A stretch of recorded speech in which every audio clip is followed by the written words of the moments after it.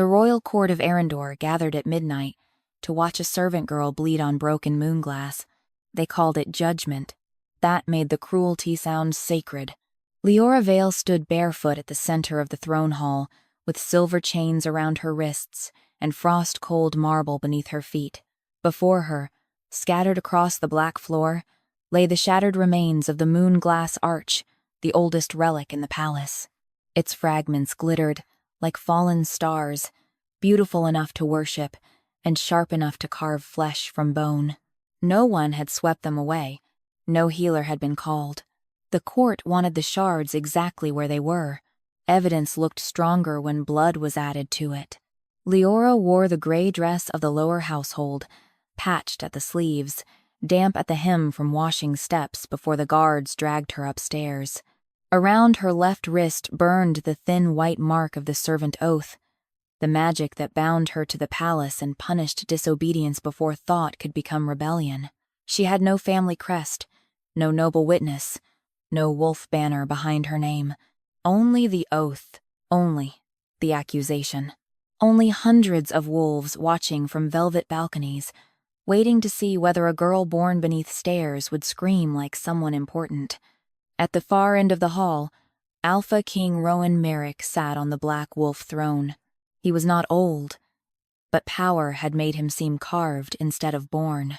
Tall, broad-shouldered, dark-haired, dressed in black ceremonial armor beneath a fur-lined cloak, he watched from beneath the broken curve where the moonglass arch had once glowed above him. His eyes were pale gold, cold as winter sunrise, the kind of eyes that made soldiers lower their voices and noble women forget their rehearsed smiles. Beside him stood High Counselor Maeric, thin and silver-haired, his long robes embroidered with law runes that caught the moonlight like spider silk. He held a black staff capped with a crescent shard, and his face carried the sorrowful calm of a man who had already decided someone else's pain was necessary. "Let the court witness," Maeric said. Liora Vale, oath-bound servant of the lower household, stands accused of defiling the moonglass arch during the blood moon renewal rite. The relic shattered before the king's blessing could be sealed. Such damage is not accident. It is sacrilege. A murmur moved through the court. Liora kept her head raised, though fear pressed cold hands against her throat. "I did not break it," she said. The servant oath snapped hot around her wrist. Pain shot up her arm, warning her not to speak beyond permission. She swallowed the cry. Maeric turned toward her with patient pity. "The oath prevents direct lies, child, but guilt hides in many corners. You were seen near the moon chamber last night. I was ordered to clean the west balcony after the council supper. And did you touch the arch?" "No." The oath did not burn. That should have mattered. It did not. Maeric looked to the king. "Your Majesty, old relics answer old blood. If the girl is innocent, the moonglass will remain silent. If her common blood defiled the relic, the shards will show it." Rowan's gaze moved from Maeric to Liora. For one heartbeat, she thought she saw something behind his coldness. Not mercy. Not doubt, exactly. A shadow of weariness, deep and hidden, as if the throne beneath him had been drinking from him slowly for years. Then he said, "Proceed." The word struck harder than a hand. The guards forced Liora forward. Moonglass waited under her knees. She had seen the arch whole only once, years ago, when she was small enough to hide behind a pillar during a winter ceremony. It had glowed above the Alpha throne like frozen moonlight, and an old kitchen woman had whispered that the first Luna Queens shaped it before Eryndor belonged to kings alone. No one spoke of the Luna Queens anymore. Not loudly. Not safely. The guards pushed her down. The first shard entered her skin. Liora bit the inside of her cheek until blood filled her mouth, but she did not scream. The court leaned closer anyway, hungry for the sound she refused to give. More shards cut into her knees. Smaller pieces sliced her palms. When Maeric ordered her hands lowered to the floor, the servant oath burned again, forcing obedience through her muscles even as every part of her recoiled. Blood spilled over the moon glass. For one breath, nothing happened. Then every wolf in the hall lowered its head, not by choice, by instinct. A ripple of terror moved through the court. Nobles gasped, guards staggered. Somewhere in the upper gallery, a woman whispered a prayer, and then forgot the rest of it. Beneath Leora's bleeding hands, the shattered moonglass began to glow. Not red, silver. The fragments trembled, lifting one by one from the floor. They rose around her like stars, remembering the shape of the sky. Pain still burned in her knees, but the glass beneath her softened, melting smooth under her blood instead of cutting deeper. Maeric stepped back. "No," he whispered. The shards spun faster. Leora knelt at the center of the storm, chains around her wrists, blood on her hands, moonlight crawling through her veins. The fragments did not rebuild the arch above Rowan's throne. They built something else. A seat. A silver throne. Its legs formed like crouching wolves. Its arms curved like crescent moons. Its high back rose behind Leora in a crown of glass antlers and moonlit roses. Ancient symbols woke along its edges, each one burning brighter as more of her blood touched the relic. The court fell silent. The black alpha throne cracked. A thin red line appeared down its center. Rowan stood slowly. The two thrones faced each other across the hall. One black and wounded, one silver and newly risen around a servant girl everyone had expected to break. Then women's voices filled the room. Not one voice. Many. Forgotten. Buried. Uncrowned. Leora could not breathe. The servant oath around her wrist split open with a flash of silver fire. The Luna throne spoke again, and this time every wolf heard it. For 4 centuries, Eryndor has been ruled from half a throne.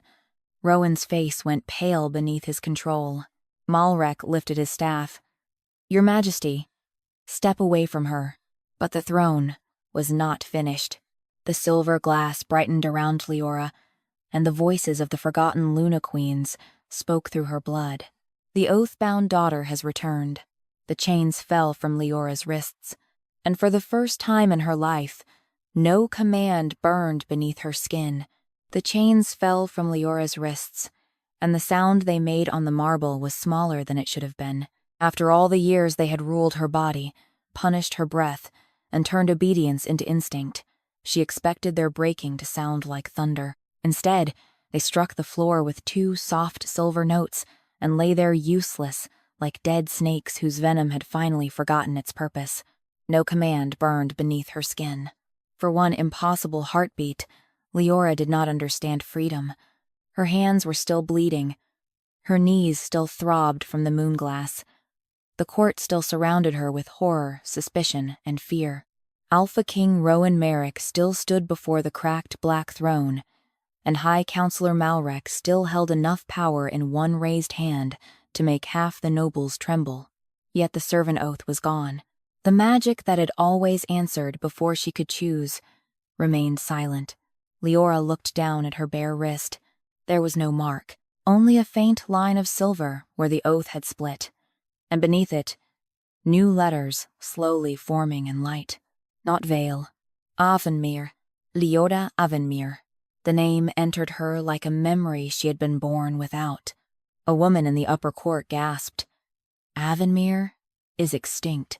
The Luna throne answered before anyone else could. Names do not die because frightened men burn records. The court recoiled. Maeric's face hardened. This is relic possession. The girl is not speaking with her own authority. Leora lifted her head. Her voice trembled when she spoke, but it was hers. I am not speaking at all. That frightened them more. Rowan stepped down from the black throne platform. The red crack behind him pulsed, and pain crossed his face so briefly most of the court might have missed it. Leora did not. She had spent her life noticing pain in people who could afford to deny it. Servants survived by reading the smallest shifts. The noble who would strike, the mistress who would weep, the drunk guard who would forget, the hungry child who needed bread before asking. The Alpha King's throne was hurting him. The Luna throne seemed to know it too. Its silver light sharpened as he approached, not attacking him, but warning him. Rowan stopped several steps away from Liora. For the first time, he did not look at her like an accused servant. He looked at her like a question that could ruin him. "Who are you?" he asked. Before she could answer, Maeric moved between them. "Your Majesty, do not engage the relic's chosen vessel." Ancient Luna magic was banned for a reason. Rowan's eyes cut toward him. Was it banned or buried? The hall went colder. Maeric bowed his head, but not quickly enough. The distinction matters less than the danger. To whom? A murmur stirred. Liora felt the throne behind her grow warmer, as if the question had fed it more than blood. Maeric's grip tightened on his staff. "To the realm, to the Alpha line, to every law that has kept Eryndor stable since the fall of the old queens." "The old queens," Rowan repeated. "You mean the ones whose throne just rebuilt itself from a relic we kept above mine like decoration?" Maeric's mouth thinned. Lady Cerise, the council's favored Luna candidate, stepped forward from the right side of the hall. She wore a pale blue court gown sewn with moon pearls, her silver blonde hair braided into a crown shape. Beautiful, perfectly trained, terrified beneath the perfume. "Your Majesty," she said softly. "Please. The girl's blood has disturbed a relic, tied to dead women and unstable rites. If the court sees you hesitate, rival packs will hear weakness before dawn." Liora heard the hidden shape of the warning. Not danger. Control. Rowan did too. His gaze remained on Liora. "Can you stand?" The question startled her.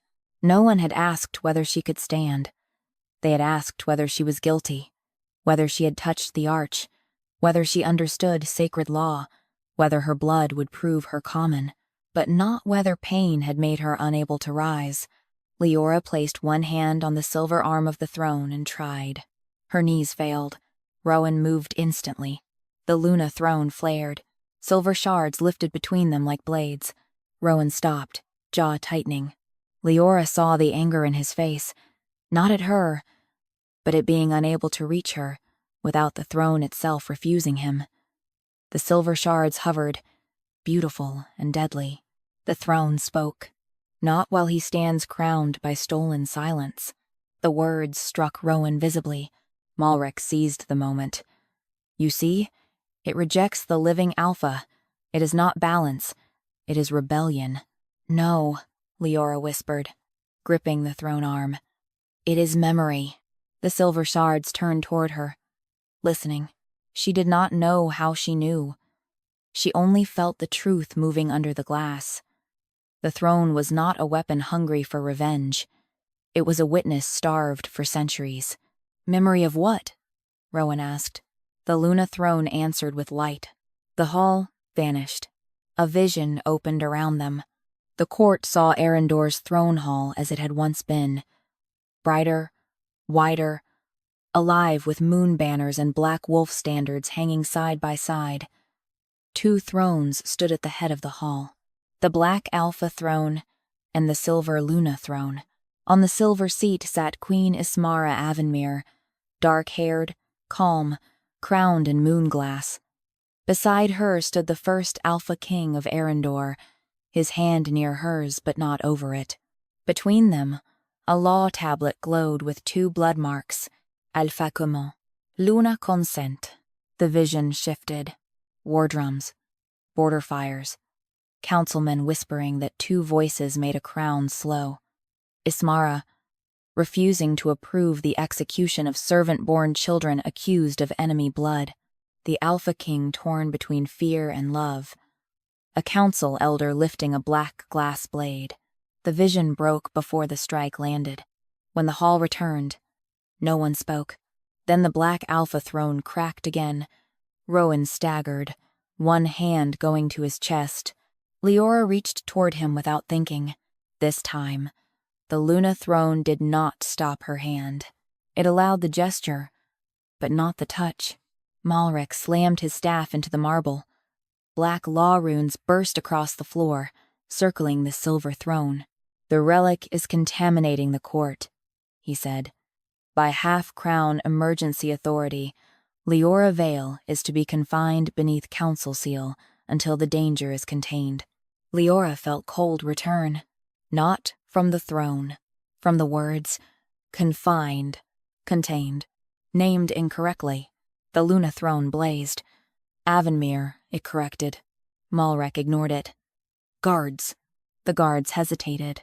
Then the black runes crawled up their armor and into their eyes. They moved toward Liora. Rowan drew his sword. The sound silenced the hall. "No one touches her," he said. The red crack in the Alpha throne flared, and Rowan nearly dropped to one knee from the pain. But he stayed standing between the council and the girl he had ordered to kneel. Liora stared at his back. The man who had condemned her. The king now bleeding for hesitating too late. The Luna throne whispered behind her. "The first door has opened. 6 remain." Leora's heart pounded. "What doors?" she asked. Maeric's face turned ashen. Rowan heard her. "What doors?" The throne hall floor trembled. Below the palace, hundreds of servant oaths began to burn silver at once. And from somewhere beneath the eastern tower, a hidden registry screamed open. The hidden registry beneath the eastern tower had not been opened in 400 years. Most of the court knew it only as a sealed archive where dead contracts were kept for formality. Servant names, household transfers, debts paid by labor, old records no noble cared to read unless inheritance, punishment, or ownership required proof. It was not a place of power in the stories Eryndor told about itself. That was how the cruelest rooms survived. They became boring. Now the registry screamed. The sound rose through the palace stones, thin at first, then widening until every oath-bound servant in the throne hall cried out and clutched their wrists. The silver marks on their skin burned bright, not red with punishment, but white with recognition. In the open doorways, kitchen girls, stable boys, ash sweepers, and lower healers staggered as invisible locks began opening beneath their flesh. Liora felt it too, though her own oath had broken. Apul, a memory of being written into a ledger before she understood letters. Maeric lifted his staff, but his hand trembled. "Seal the lower tower." Rowan turned on him. "No, if that registry opens fully, every servant oath in the palace may rupture. You will lose household order before sunrise." "Household order," Liora said softly. The words tasted bitter. Maeric looked at her as though she had forgotten her place, even after the throne itself had renamed her. She lifted her bare wrist. "You mean chains that make beds, cook meals, carry firewood, clean blood, raise noble children, and stay grateful because the alternative is being called lawless." The Luna throne brightened. A murmur passed through the servants at the doors. Not rebellion yet. Something more dangerous to those who ruled by habit. Recognition. Lady Cerise stepped back, one hand pressed to her throat. "Your Majesty, if the servant oaths fail, the city will panic. Every household depends on registry law." An old servant woman near the lower steps began to laugh. It was not loud. It was not happy. It was the sound of someone too tired to be afraid correctly. "Depends," she said. The court turned toward her. Liora knew her. Mara, keeper of the lower fires. Her hands were crooked from winter washing, and her back had bent after decades of carrying coal to chambers whose owners never knew her name. Mara lifted her burning wrist. "We kept your fires lit," she said. "The oath only made sure we could not refuse when our fingers split." Silence struck the hall. Rowan looked at Mara, then at the servants beyond her. Liora watched the realization move through him like pain. Not because he had never known servants suffered. Kings always knew enough to call it unfortunate. This was different. The registry was not merely labor law. It was a buried system built from the same Luna bloodline the court had erased. The Luna throne spoke. The first door. Names hidden inside oaths. The throne hall floor turned silver. A vision rose. Beneath the eastern tower, the registry appeared as it had been centuries earlier. Clean black tables, iron cabinets, moon-glass seals melted into ledgers. Children stood in lines before council scribes. Some wore servant gray, some wore torn noble cloth, some were so young they held dolls in one hand, while the other was pressed into silver ink. A council elder spoke over them. Any child carrying witness blood must be redirected. No throne survives if forgotten daughters grow where crowns can find them. One by one, names were crossed out. Avenmere became Vale. Rowan became Moor. Sablamere became Bell. Thornhollow became Thorn. Bloodlines were not murdered in that room. They were made useful. The vision shifted to a woman in servant gray carrying an infant through smoke. She pressed a kiss to the child's forehead and whispered, "If they call you Vale, survive until the glass remembers." Leora's breath caught. The woman's face was unclear, but Liora knew the crescent mark glowing beneath the baby's torn cloth. Her own. The vision ended. The throne hall returned, but the screaming below had changed. It was no longer a scream of pain. It was voices. Hundreds of voices rising from the lower palace, speaking names they had never been taught. Avenmere, Merovin, Sablamere, Thornhollow. My name is not debt. My child is not property. My blood was hidden. The servants at the doors wept openly now. Nobles recoiled as if names themselves were knives. Maeric slammed his staff down.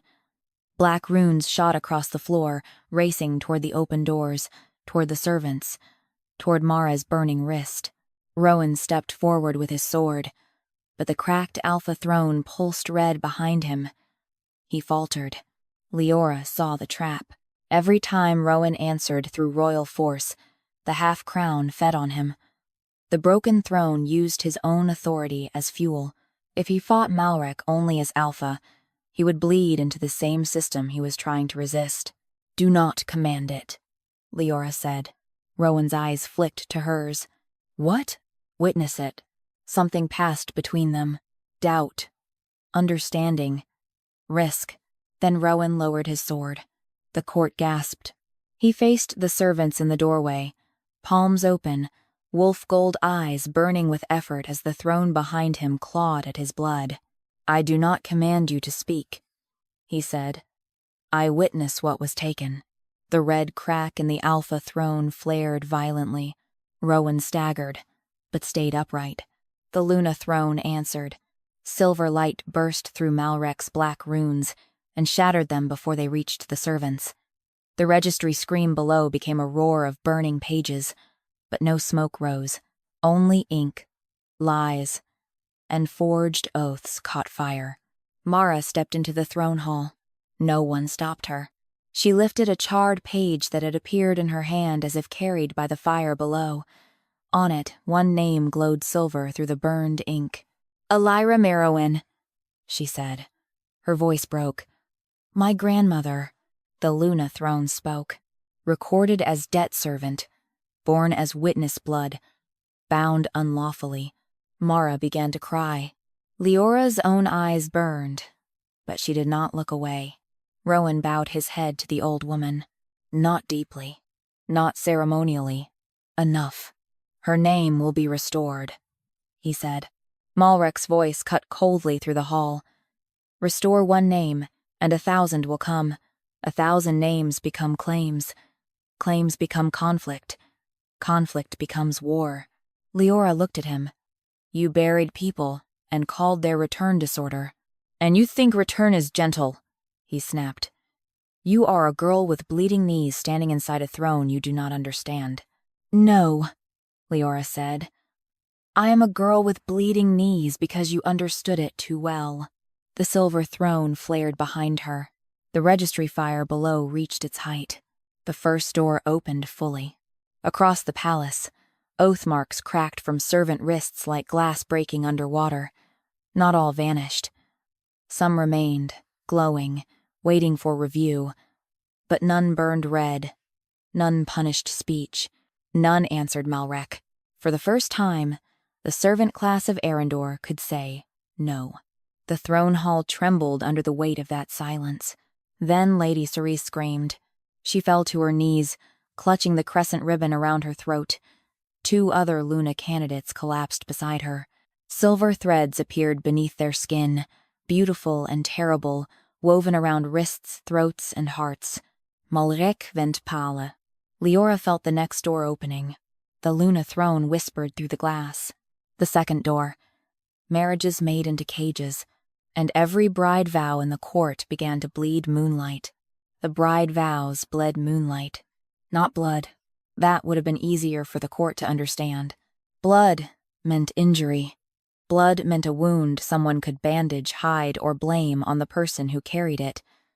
Moonlight was worse. It made the invisible visible.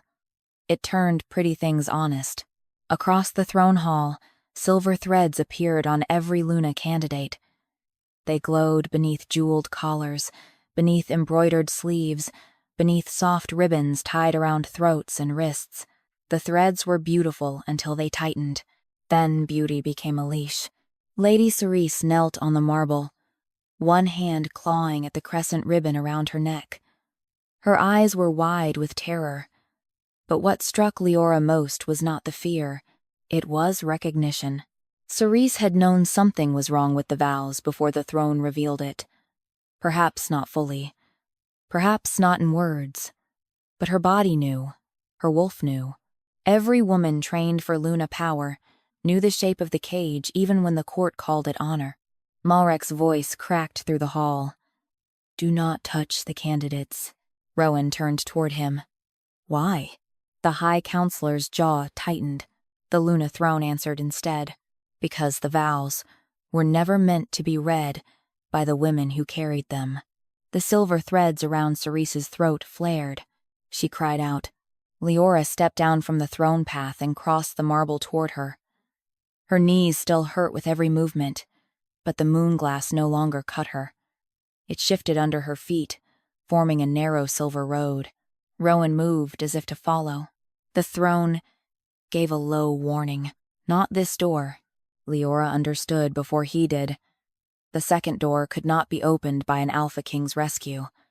Too many of these chains had been tightened in the name of protection, alliance, and royal stability. If Rowan broke them by force, the court would only replace one man's control with another. Liora knelt before Cerise. The noblewoman stared at her, as if humiliation had become unbearable.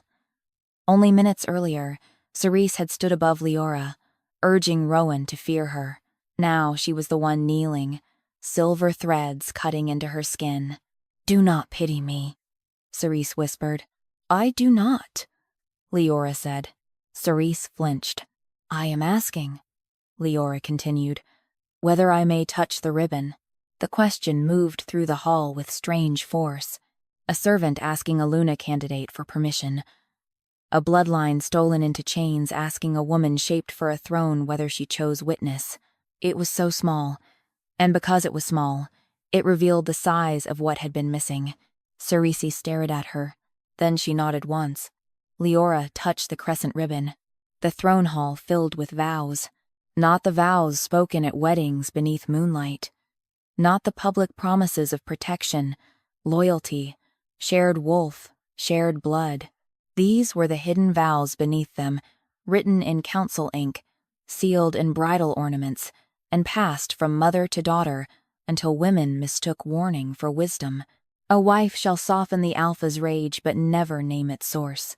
A Luna shall bless the command she cannot prevent. A bride shall bear heirs before she bears witness. A woman chosen for the throne shall become peace, even when peace is built from her silence. Cerise sobbed once. A small, broken sound she tried to swallow. The vision widened. The court saw young girls standing before mirrors, while older women tightened ribbons around their throats. They saw mothers whispering, "Smile until you survive." They saw fathers signing daughters into alliances before the girls were old enough to understand the territories traded with their names. They saw Luna candidates taught to lower their eyes when wolves inside them recoiled. They saw healers pouring silver draughts between a bride's lips so her wolf would stop fighting a chosen bond. Then came Cerese's own memory. She stood at 13 in a moonlit chamber, wearing white, while Maeric pressed the crescent ribbon to her throat. "You may one day be queen," he told her. "But remember, child, a Luna who questions the crown becomes the reason men go to war." The young Cerese asked, "What if the crown is wrong?" Maeric smiled as if she had said something innocent. "Then you must become wise enough not to say so aloud." The vision ended. Cerese bent forward. Shaking, the Luna throne spoke. Second door. Consent buried beneath ceremony. The court was silent, except for the sound of women crying. Liora held the glowing ribbon between her fingers. "Speak the thing the vow punished." Cerese looked at her in horror. "I cannot." "You can. The thread will. It is already cutting you." Cerese's breath came fast. Her eyes lifted, not to Rowan, not to Maeric, but to the women watching from the court. Candidates, wives, widows, girls promised too young.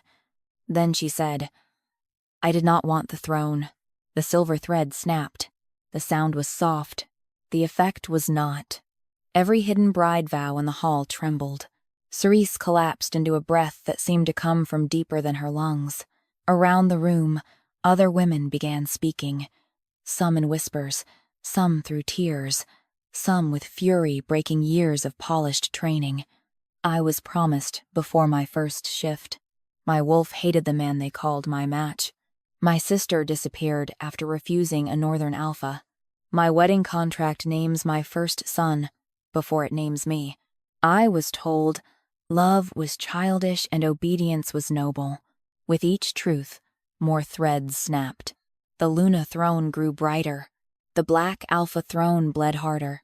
Rowan staggered behind Liora. She turned sharply. Red light had crawled from the cracked throne across the floor and wrapped around his boots like roots. His jaw locked against pain, but he did not call her back. He did not order the women silent. He stood there and let the old system take from him what it had been feeding on for generations. Maeric saw the fear rising in the court. He lifted his staff. "Do you see what she does? Every truth she opens weakens the king. Every cage she breaks drains the throne. How many freedoms will you buy with royal blood?" The hall trembled for one dangerous moment. Even some servants looked frightened. Rowan lifted his head. "If my strength depends on their silence," he said, voice rough but clear, "then it was never strength." The Luna throne blazed. Liora rose and faced him across the silver road. The distance between them felt charged with everything unfinished.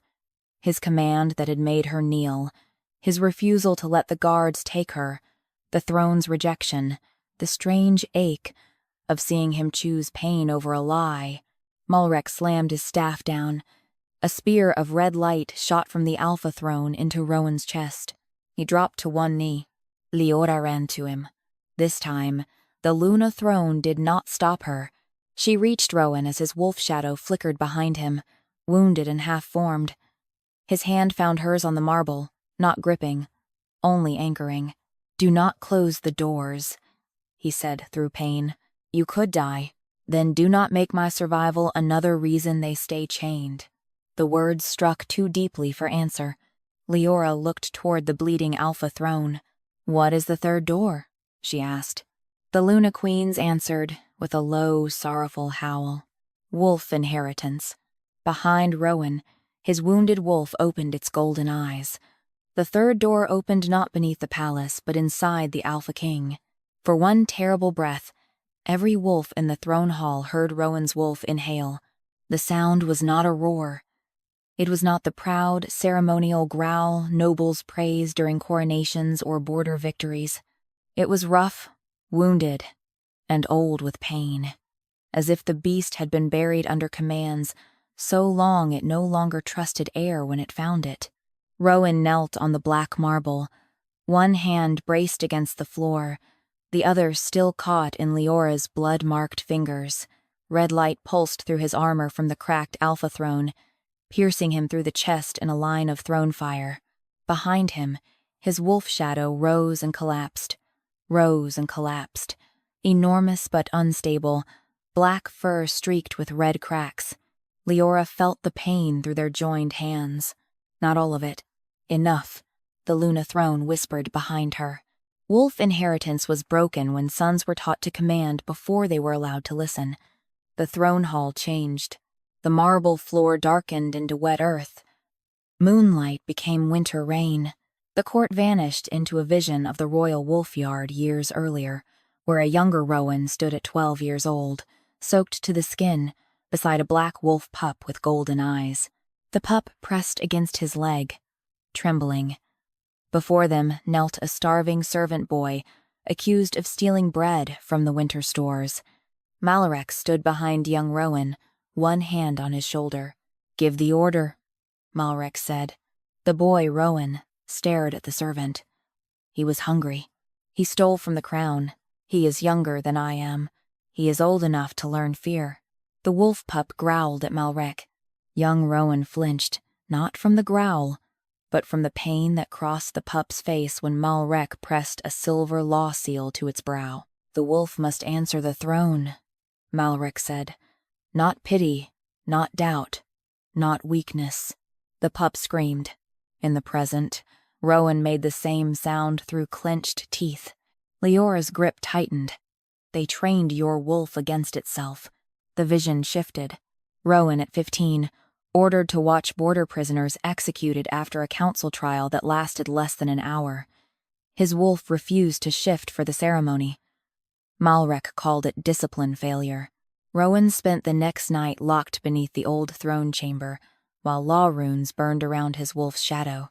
Rowan, at 17, standing over a captured rebel girl who spat at his boots and said the council had burned her village first. His wolf heard truth in her voice. The council called it enemy sorcery. The girl vanished before dawn. Rowan, at 21, crowned Alpha King beneath the moonglass arch. The arch flickered faintly, as if trying to speak. Maeric placed the crown on Rowan's head and whispered, "Do not look up." The vision ended. The throne hall returned. No one spoke, not even Maeric. Rowan's face was pale, but his eyes were open. The court had seen his training, his weakness, his doubt, his wolf's punishment. For a king raised to be untouchable, it was a kind of public nakedness. A noble lord, near the west pillars, muttered, "An alpha cannot rule if his wolf questions every hard choice." The Luna throne answered like a blade. A wolf that never questions becomes a throne's mouth. Liora looked at Rowan.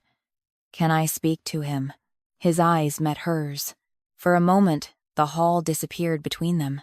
He knew what she meant. Not the king, not the crown.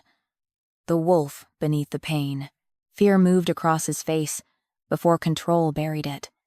If he hurts you, he has already been hurt by everyone else. The words landed. Rowan closed his eyes once. Consent. Liora placed her bleeding palm against the red light at his chest. The world vanished. She stood in a black forest under a broken moon. Snow covered the ground, but beneath it lay shards of moonglass glowing like buried stars. In the distance, the black alpha throne rose between dead trees. Too large, too hungry, red light beating inside it, like a heart that had learned to feed on obedience. At the foot of the throne lay Rowan's wolf. It was massive, black-furred, golden-eyed, and chained by collars stacked from throat to chest. Each collar carried a word: king, son, weepon, judge. Never yield, never ask, never grieve. The wolf lifted its head when Liora approached. It did not growl. That hurt worse than fear. "You knew," she whispered. "You knew the throne was wrong." The wolf's eyes closed. Memories moved through her. Rowan leaving bread outside servant corridors after punishments he could not stop. Rowan refusing to sleep after executions. Rowan learning to speak coldly because any softness gave the council a place to cut. Rowan's wolf clawing at invisible walls whenever Maeric used law as a leash. Then the wolf's grief entered her in one sentence without words. I was made to bite when I wanted to guard. Leora's breath broke. She reached for the first collar. Maeric's voice thundered through the forest. Touch that, and the alpha line weakens forever. Liora did not look back. No. It becomes honest. Her fingers closed around the collar marked weepon. It burned. The wolf shuddered. Then Rowan appeared beside her. In the dream forest, no crown, no armor, no throne light. Only a man with blood on his shirt and pain in his eyes. He faced his wolf. The wolf faced him. For a long moment, neither moved. Then Rowan said, I am sorry. The collar cracked. In the throne hall, Rowan drew a full breath. Liora returned to herself with a gasp. Her palm still rested against his chest. The red spear of throne light had faded into a wound, no longer pinning him to the broken alpha throne. Around the hall, wolf spirits appeared behind every person with wolf blood. Some were proud and bright. Some were thin and scarred. Some crawled behind noble masters whose public voices had always sounded brave. Behind old Mara, the servant woman, stood a gray wolf with white fire in its eyes. Behind Lady Cerise, a pale she-wolf shook silver marriage threads from its muzzle. Behind Maeric, no wolf appeared. Only a black shape made of law runes and empty hunger. The court saw it. Rowan rose slowly with Leora's help. He did not pretend he stood alone.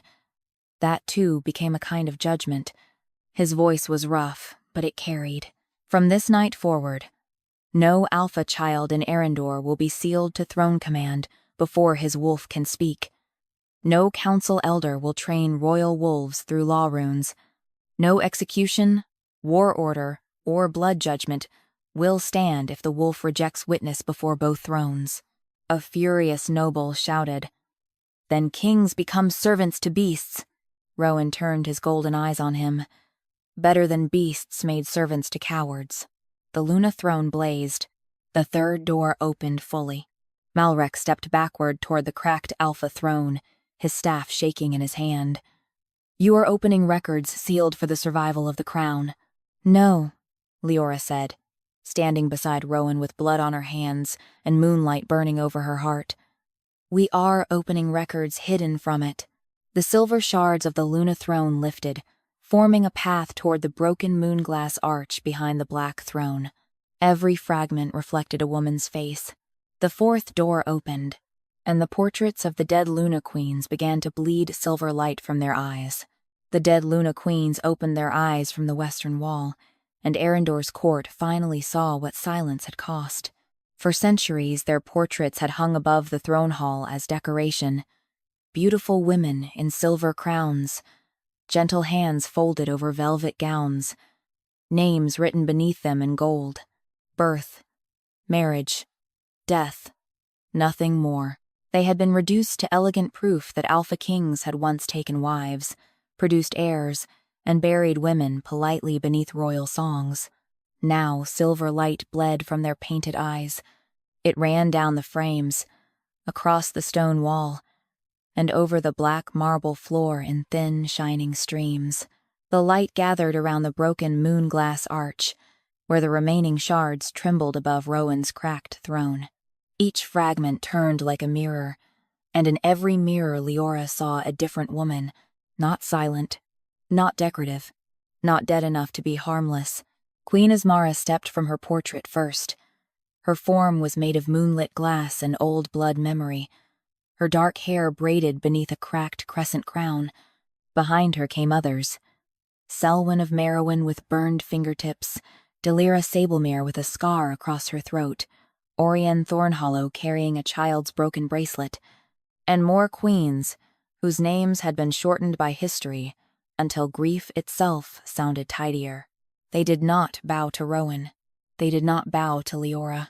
They stood as witnesses. Maeric's staff shook in his hand. The archive is sealed, he said. Queen Ismara turned her silver gaze on him. No, it was stolen. The fourth door opened fully. The Moonglass archive did not appear as a room. It appeared everywhere. The suspended shards became windows into laws as they were spoken, not as they were recorded. The court saw Alpha King standing before council tablets, while Luna Queen stood beside them, arguing, refusing, delaying bloodshed. They saw prisoners spared because Aluna demanded witness. They saw servant children given names before debt could swallow them. They saw marriages stopped because the bride's wolf recoiled from the bond. Then the glass darkened. After Ismara's murder, the Luna portraits remained on the walls, but their painted eyes were sealed during law councils. The arch above the Alpha throne absorbed every truth the queens would have spoken. Council scribes forged Luna consent on war orders, servant registries, marriage contracts, exile decrees. Each false seal trapped more silver light inside the glass. The Moonglass arch had not blessed the Alpha throne. It had imprisoned the witness stolen from the Luna queens. Rowan stared at the visions, his face stripped of royal distance. How many laws were signed this way? Ismara answered. All that feared being questioned. A noble lord shouted. If every old law is challenged, the kingdom collapses. Mara, the old servant, stepped forward from the open doors. Her wrist still glowed silver where the oath had cracked. If a house collapses because someone reads its foundation, then the foundation was already broken. The Luna Queens turned toward her in approval. Liora felt the truth settle into place. The archive was not asking them to destroy the kingdom in one night. It was demanding that the kingdom stop calling forged consent sacred. Rowan faced the court. The Moonglass archive will remain open. Any law, oath, marriage, inheritance, exile, or execution shown to carry forged Luna consent may be challenged before restored witness. Panic erupted at once. Restored witness? A noblewoman cried. Who holds the Luna throne? There is no seated queen. The words struck the hall like a hidden arrow. Every eye turned toward Liora. The silver throne stood behind her, radiant and waiting. Maeric smiled faintly. There, he said. Blood may have rebuilt the throne, but she is untrained. Oath, born, raised beneath stairs, wounded, angry and easily led by dead voices. You would let such a girl judge Eryndor? Liora felt the old humiliation stir beneath her skin. Servant, untrained, useful when bleeding, dangerous when speaking. The court had changed its language, but not yet its hunger. They wanted to know whether she would become their savior, their threat, or their next excuse for fear. She turned toward the Luna throne. The glass seat glowed softly. It did not command her. That mattered. A throne that demanded her body because her blood had awakened it would be only another cage made of prettier light. Liora faced the court. I will not sit tonight. The silence was immediate. Maeric blinked. Liora lifted her bare wrist. You do not get to force me onto broken glass. Discover my blood is useful, and place me on a throne before I know what freedom feels like. The Luna throne flared not in anger. In approval, the dead queens lowered their heads to her. Recognition, not submission. Rowan's gaze moved to Liora, and something quiet changed in his face. Respect, perhaps, or the beginning of understanding that she was not an answer to be used because the kingdom had finally run out of lies. Liora continued. The archive will open under witness. The queens will stand. The servants will speak. The records will be read. If I ever sit, it will be because I choose the work, not because fear needs a woman-shaped solution by dawn. Ismara's voice rang across the hall. Then the fourth door begins correctly. Silver light surged from the portraits. It struck Maeric's staff. The black wood split down its length, revealing a hidden shard of moonglass inside, darkened by old blood. Lady Cerise gasped. A witness shard. The archive opened again. The court saw Maeric years earlier in a sealed chamber, cutting silver light from the Luna portraits and binding it into his staff. They saw him forge emergency decrees, servant oaths, marriage approvals, and half-crown rulings with stolen witness. They saw him arrange the moonglass arches breaking, then accuse Liora so her blood would either prove harmless or reveal the hidden line he needed to destroy. Rowan crossed the hall in 3 strides and tore the cracked staff from Maeric's hand. "You planned her trial." Maeric's face went cold. "I needed to know if Avonmere blood still lived." Leora's stomach turned. "You made me kneel to test whether I was worth killing." "No," Maeric said. "To test whether the throne would wake. Killing could come after." Rowan's wolf surged behind him, black and furious. Liora caught at his wrist before he struck. "Not like this," she said. His eyes burned. "He deserves." "I know." Her voice shook, but held. "But if restored witness begins with your rage, they will call this vengeance by morning." Rowan breathed hard, then lowered his hand. The choice cost him. That made it real. The dead queens turned toward the cracked wall behind the Alpha throne. The silver light from their portraits gathered into a narrow stairway descending beneath the palace. From below came the sound of women breathing under stone. Ismara looked at Liora. "We were never only portraits." The 5th door opened, and beneath Eryndor, the graves of the Luna Queens began to unlock. The graves of the Luna Queens opened beneath Eryndor without breaking the palace. That was the first surprise. The court had expected collapse. Maeric had trained them to expect it. For 4 centuries, every warning about Luna Witness had carried the same shape. If the buried queens returned, the kingdom would drown in vengeance. Servants would burn noble houses. Wives would tear apart alliances. Wolves would refuse command. And the throne would become a battlefield of old grievances. Instead, the stairway below the broken Alpha throne filled with silver breath. Not fire, not screaming. Breath. Women breathing beneath stone, as if the palace itself had finally remembered that the dead were not foundations. Liora stood at the top of the staircase with pain still burning in her knees, her palms wrapped in torn strips from Mara's apron, and the silver crescent over her heart glowing through the torn neckline of her servant dress. Behind her, the Luna throne remained empty and radiant. Before her, the stairway descended into darkness, lined with moonglass roots. Rowan came to her side. He did not take her hand. Not until she looked at him and gave the smallest nod. Then his fingers closed around hers carefully, as if he understood now that touch could be refuge or command, depending on whether choice lived inside it. Maeric laughed from where the guards held him. It was not the confident laugh from earlier. It had cracked at the edges. "Take her down there, then," he said. "Let her see what her precious queens became. Buried power does not stay gentle. You will not find saints beneath this palace. You will find women who remember every knife." Liora looked back at him. Remembering the knife is not the same as becoming it. The Luna throne glowed. Rowan ordered 2 guards to bring Maeric. The High Counselor's face changed. "I am not required to descend into a corrupted burial chamber. You forged law from what was buried there," Rowan said. "You will witness what you used." The court watched as they descended. Liora and Rowan first, then Queen Ismara's silver form, then Mara, Cerise, several scribes, 2 royal guards, and Maeric in chains. Others followed at a distance, too afraid to enter fully, too afraid to remain above without knowing what truth might rise next. The staircase was narrow and cold. Names covered the walls, some carved deep, some scratched nearly away. As Liora passed, the erased lines filled with silver light.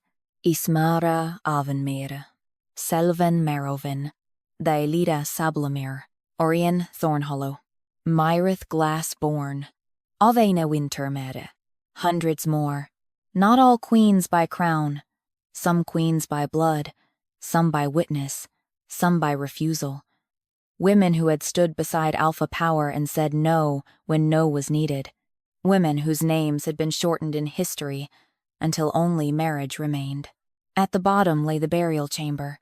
It was vast and circular, built around a pool of silver water so still it looked like a moon laid flat upon the earth. 7 glass coffins surrounded it. Their lids had cracked open from within. Inside lay no bodies, only moonlit impressions in the shape of women, while beneath the stone floor Liora felt bones woven into the palace roots. She understood, before anyone said it. Eryndor had not merely buried the Luna Queens. It had built itself on them, Mara whispered. They made the palace stand on their graves. Maeric's voice came quietly. They made the kingdom stable. Rowan turned on him so sharply, the guards tightened their grip.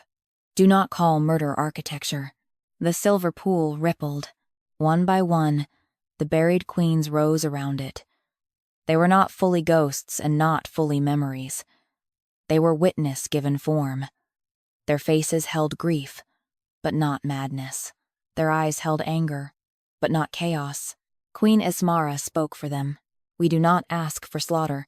A breath of relief moved through the living witnesses. Then her voice sharpened. We ask for restoration. Restoration frightens liars more than death. The pool became a mirror. It showed what the Moonglass archive had not yet shown. Luna bodies moved from royal tombs into foundation pits, bones mixed with law, stone, blood seals drawn beneath servant registries, bridal vows, wolf inheritance rights, and emergency council decrees. The half-crown had not survived on theory. It had fed on the buried queens themselves. Every time Maeric or his predecessors invoked emergency authority, the old magic drew from their silenced remains. Rowan vent pale. My throne fed on them. Yes, Ismara said. And through them on every servant, bride, child, and wolf, bound beneath their stolen witness. The words hit Liora harder than any vision. Her whole life in service had not been an accident of poverty, pity, or orphan law. It had been a system powered by the bones of women whose throne was broken, whose bloodline was hidden, whose consent was forged into chains. The fifth door was not only the graves, it was the source. Maeric lifted his bound hands. And if the source is removed? What then? Every law tied to it loosens. Every border lord smells weakness. Every servant house claims inheritance. Every rival alpha tests your gates. You call this justice.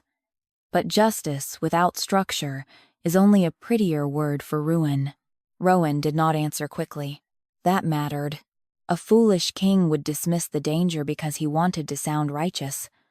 Rowan stood in the burial chamber and understood the cost. His wolf shadow appeared behind him, smaller since the earlier doors, but clearer, no longer swollen with stolen authority. What must be done? He asked the queens. Ismara looked toward the silver pool. The final door waits. Liora already knew. The living alpha's consent. The chamber fell silent. Maeric smiled again, because even in chains he knew where the blade pointed. There it is. He may open records, suspend oaths, pity brides, soothe wolves, and parade a servant girl through moonlight.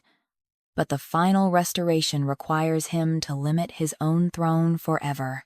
Rowan looked at the silver pool.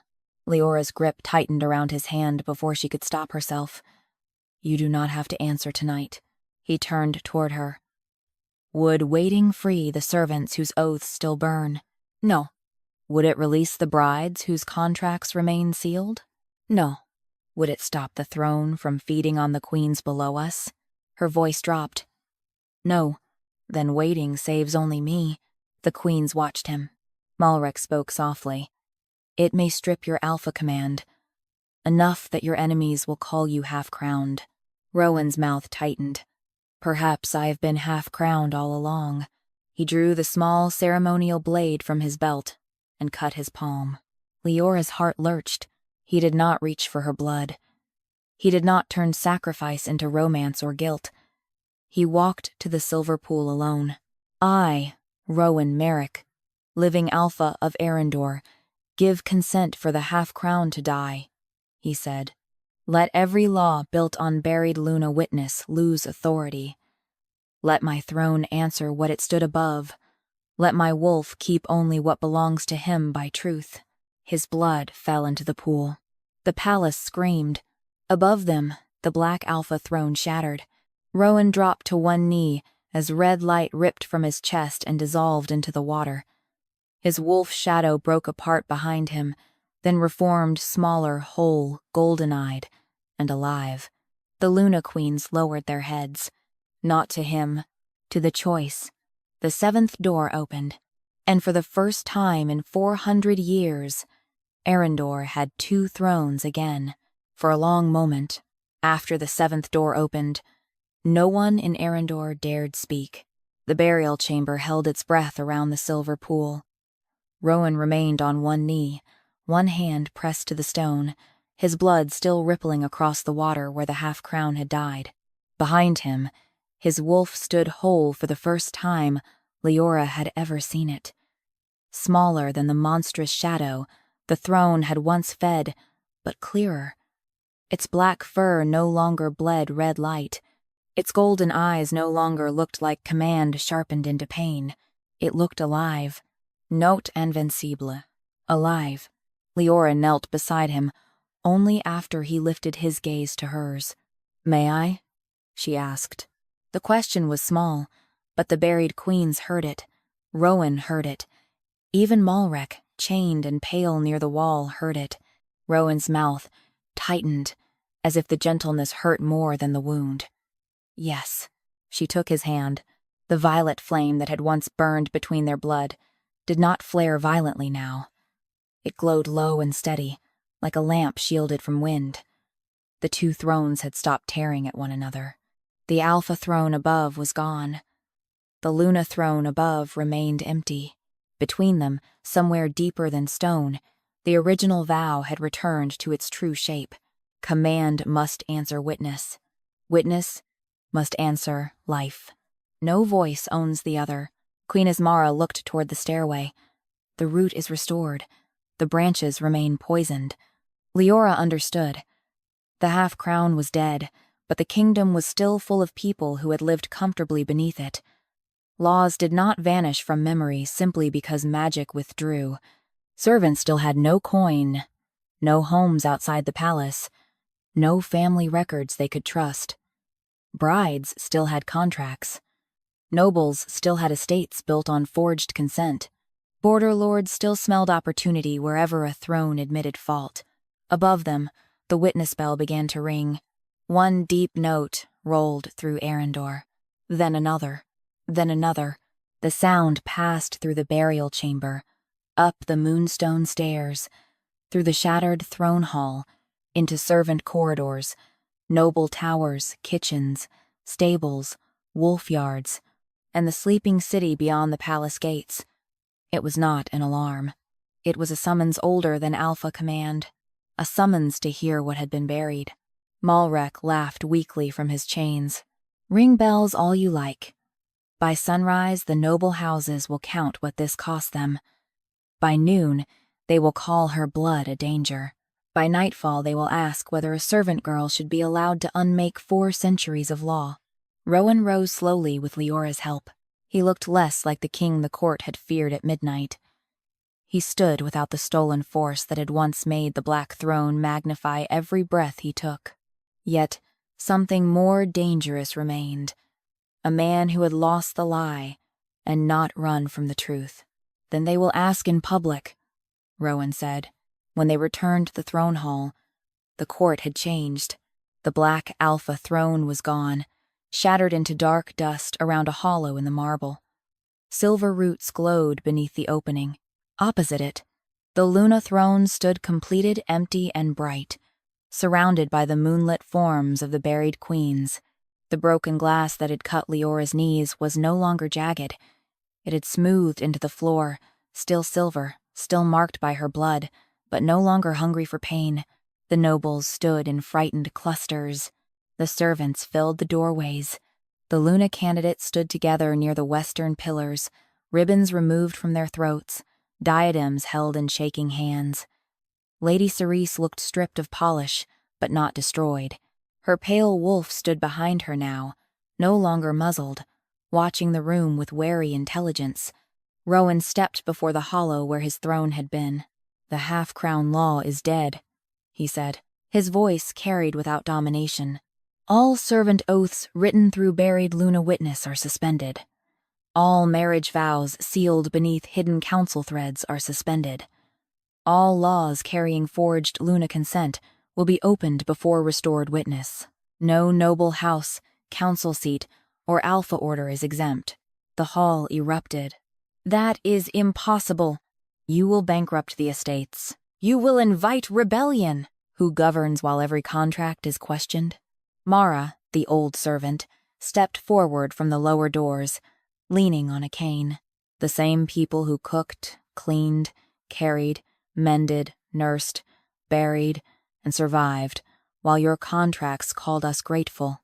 The servants behind her murmured agreement. Rowan turned toward Mara and bowed his head. That simple movement changed the air. A king bowing to the woman who kept lower fires burning. Not as performance, as record. Maeric was dragged before the hollow and forced to kneel, facing the empty space where the Alpha throne had stood. His cracked staff and stolen witness shard were placed on the stone table between the thrones. Queen Ismara spoke his crimes aloud, forging witness, preserving half-crown authority, binding servant lines, training brides into silence, severing wolf inheritance, feeding law through buried queens, arranging Leora's trial to expose Avonmere blood. When the last accusation faded, Rowan looked at Liora. The court expected death. Liora felt it. Their hunger for a clean ending. Kill the old villain, and perhaps the night could be sealed into legend before it became work. She stepped forward. "Maeric will not die tonight." A ripple of shock moved through the hall. "He will live under witness," Liora said. "He will hear every name his laws buried, every oath, every bride, vow, every forged record, every servant child renamed for convenience. Then judgment will come after the truth is complete." Maeric smiled faintly. "You think listening frightens me?" Mara answered, "Men like you built a life around not hearing." Yes. By dawn, the first public reading began. The doors of the throne hall opened to the palace, then to the city. The first names read were not kings. They were oath-bound children hidden in servant ledgers. Then brides sealed into contracts. Then wolves punished for resisting orders. Then queens buried beneath stone. Liora stood beside the empty Luna throne, not on it. Rowan stood beside the hollow of the Alpha throne, not above it. Between them lay the broken moon glass, no longer a relic of silence, but evidence. And for the first time in 400 years, Eryndor began learning how much truth a kingdom could survive.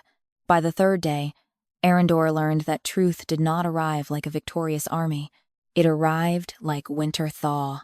Slow, ugly, impossible to stop once the first crack opened. The throne hall remained open from dawn until the moon rose. The black Alpha throne was gone, its hollow circled by silver roots, and guarded not by soldiers alone, but by scribes, servants, widows, Luna candidates, wolf healers, and witnesses from the outer city. The Luna throne stood opposite it, whole and empty silver glass shining beneath the portraits of queens whose eyes no longer bled because their witness had finally been released. Liora did not sit on it. That made some people angry. Nobles wanted certainty, servants wanted protection, border messengers wanted a name to send back to their packs. Even the lower household whispered that if Liora had enough blood to rebuild the throne, perhaps she should sit before the old houses recovered their courage. But a throne could become a cage, even when made of moonlight. So Liora stood beside it, bare wrist visible, bandaged palms folded before her, and listened as the records opened. The first day belonged to the servant oaths. Names filled the hall until even the scribes wept from exhaustion. Children recorded as dead. Girls renamed after fires that had never happened. Boys bound to stables because their mothers carried witness blood. Entire families hidden beneath shortened names, house marks burned away, old songs forbidden. Mara stood at the front with her cane and corrected every mistake in the registry pronunciation, because, as she told the chief scribe, "If you are going to restore the dead, do not mumble them back into the grave." The second day belonged to bride vows. Lady Cerise read first.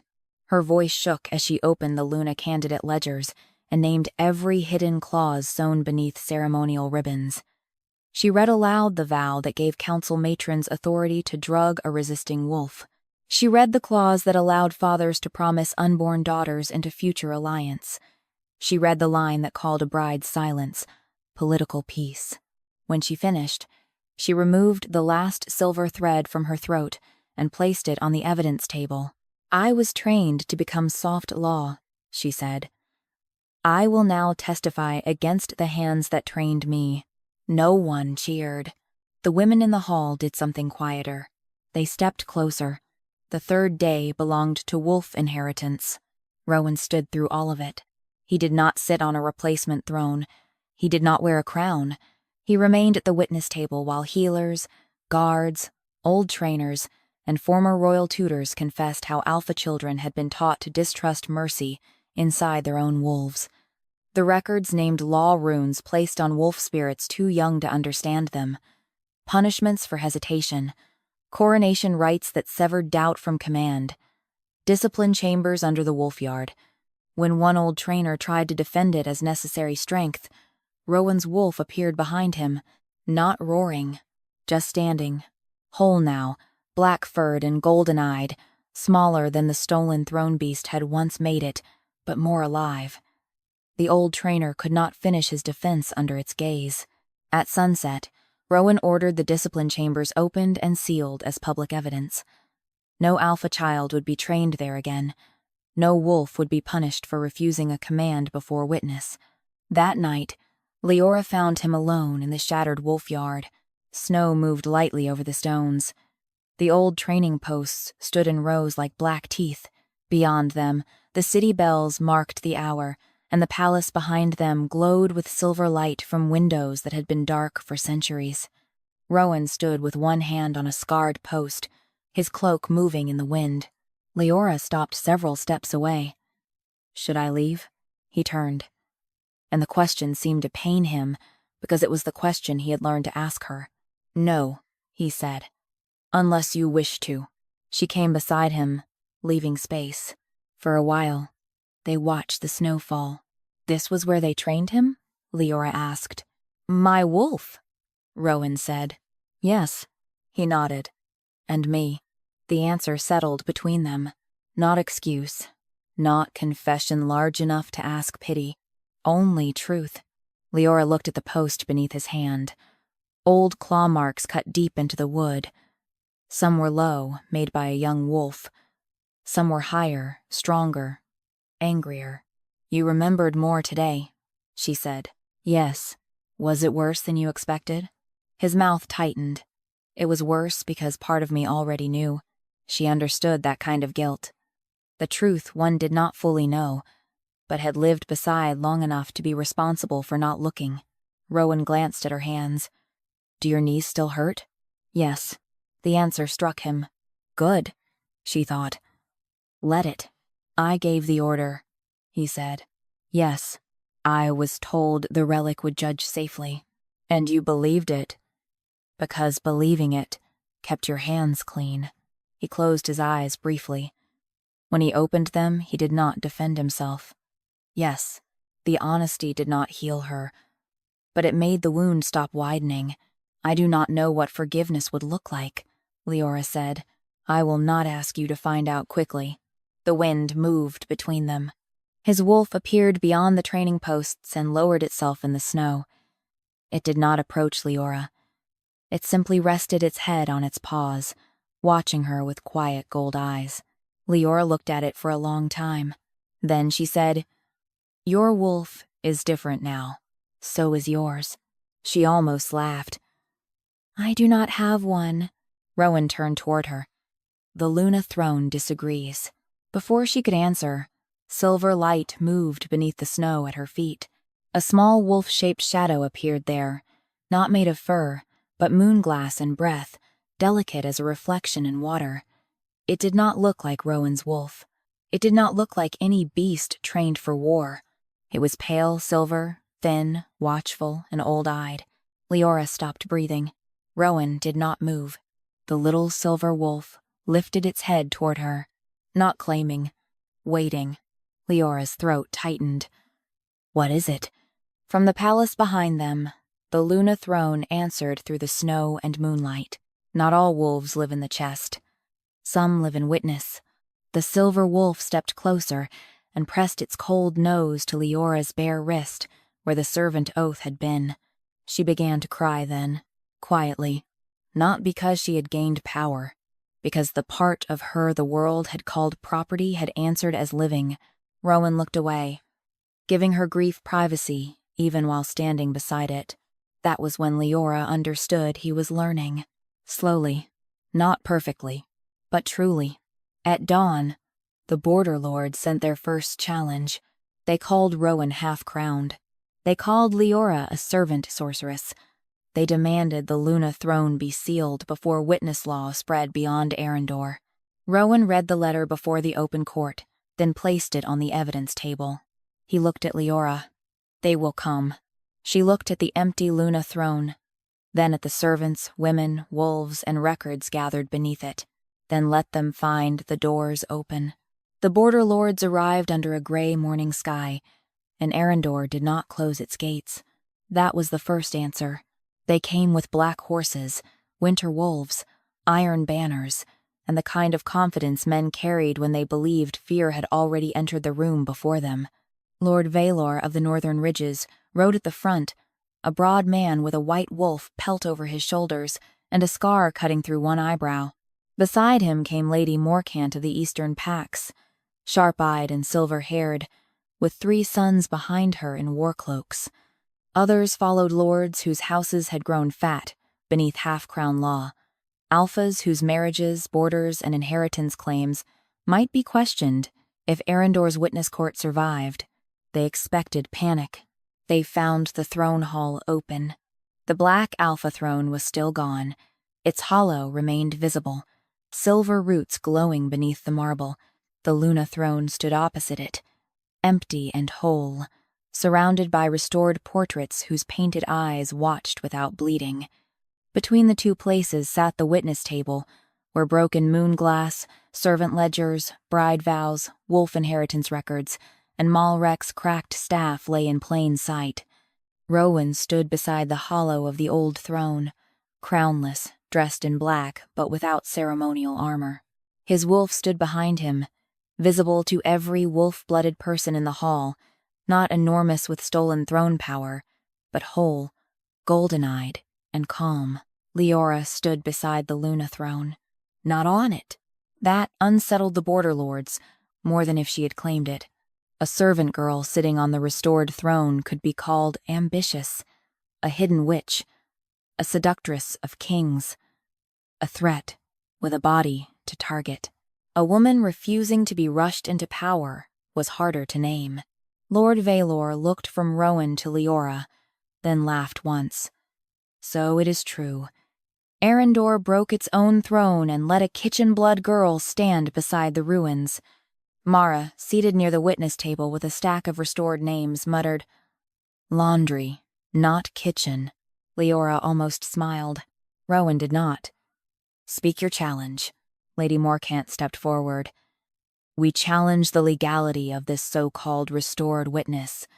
No alpha law can be overturned because a relic answered servant blood." The Luna throne glowed faintly. Liora answered before Rowan could. "Then challenge the record, not me." Morcant's eyes narrowed. "You presume much for someone not seated." "I presume less than those who ruled from forged consent." The hall went still. Valor's sons shifted, offended on his behalf. Rowan's wolf lifted its head but did not growl. Liora saw that restraint and understood its cost. The old Rowan might have answered insult with dominance. This Rowan allowed witness room to breathe. Valor pointed toward the evidence table. These records will tear the packs apart. Only the parts stitched together with lies, Liora said. And if the lies hold borders, then the borders were already wounds. Morkan's mouth tightened. Pretty words. But law requires authority. If you will not sit, who judges? The question hit exactly where fear lived. Liora turned toward the Luna throne. It waited. Not impatient. Not hungry. Waiting as a door waited. As dawn waited. As truth waited even when people begged for night. She could feel the court's expectation pressing against her back. Servants who wanted safety. Women who wanted vows reviewed. Wolves who wanted inheritance unsealed. Rowan, silent beside the broken throne, refusing to make her answer easier by asking for it. Her knees still remembered the glass. Her wrist still remembered the oath. Her blood remembered Avonmere, but blood alone could become another chain if she mistook inheritance for consent. Liora stepped toward the silver throne. The hall held its breath. She stopped before it and placed one hand on the crescent arm. I will not sit as a queen crowned by panic, she said, but I will stand as witness by choice. The Luna throne brightened. Queen Ismara appeared behind it, moonlit and stern. Then witness is enough to begin. Valor scoffed. Ghost law. Mara stood, slowly, with her cane. Then bring living proof. The old servant turned to the scribes. Read Valor's ridge claim. A young scribe opened a restored border ledger with trembling hands. The northern ridgelands were granted to House Valor under half-crown emergency decree after the disappearance of House Sablemere's last Luna witness. Queen Daelira Sablemere stepped from her portrait. Valor went pale. The dead queen did not scream. She did not curse. She only lifted one hand, and the moon-glass archive opened above the table. The hall saw the truth. A Sablemere girl refusing a forced marriage to Valor's grandfather, her witness seal forged after her disappearance, her lands transferred under emergency law, while her younger siblings were sent into servant oaths. Valor's sons looked at him. He said nothing. That silence became evidence. Lady Morkant took one step back. Rowan spoke then, voice carrying cleanly. This is how judgment begins. Not with rumor, not with panic. Record. Witness. Answer. Valor's jaw worked. You weaken every alpha here. No, Rowan said. I weaken every claim that needed silence to stand. The border lords did not kneel. That would have been too simple. But they stayed. That was enough for the first day. By evening, 3 challenged houses surrendered records for review. 2 refused and were placed under witness summons. Lady Morkant, after seeing her own marriage treaty flicker with hidden threads, requested private testimony from the Luna candidates. Valor left the hall white with rage, but without drawing steel. No war began. Not yet. That night, Liora returned to the place where she had knelt on broken glass. The floor was smooth now, silver beneath her bare feet. Moonlight pooled around the fragments, no longer sharp. She stood there alone, until Rowan entered. He stopped at the edge of the silver floor. Should I leave? No. He came beside her. For a while, they looked at the 2 thrones, one hollow, one empty. The court expects you to ask again, Liora said. For you to sit? Yes, I will not. She looked at him. Rowan's gaze remained on the Luna throne. If you sit one day, it will not be because I need your blood to steady my reign. And if I never sit, then Eryndor will still owe you truth. Her chest tightened. The silver wolf of witness appeared beside her feet, small and pale, pressing its nose against her ankle. Rowan's black wolf lowered itself nearby, careful, watchful, not claiming space it had not been given. Liora held out her hand. Rowan looked at it once, then placed his palm in hers. No throne flared. No buried queen spoke. No law rewrote itself. That made the moment feel more sacred than all the magic before it. Liora Avonmere had entered the throne hall as an oath-bound servant, accused of breaking a relic. She had knelt on shattered moonglass while the court waited for shame. But her blood rebuilt the lost throne, opened the buried doors, freed the hidden names, broke the bride vows, restored the wolves' witness, unlocked the queens beneath stone, and ended the half-crown that had ruled Eryndor through silence. She did not become powerful because an alpha king chose her. She became powerful because the truth chose to rise through her blood. And beside her, Rowan Maeric did not ask her to kneel, sit, forgive, or belong. He only held her hand on the glass that no longer cut, while Eryndor learned, slowly and painfully, how to become whole again.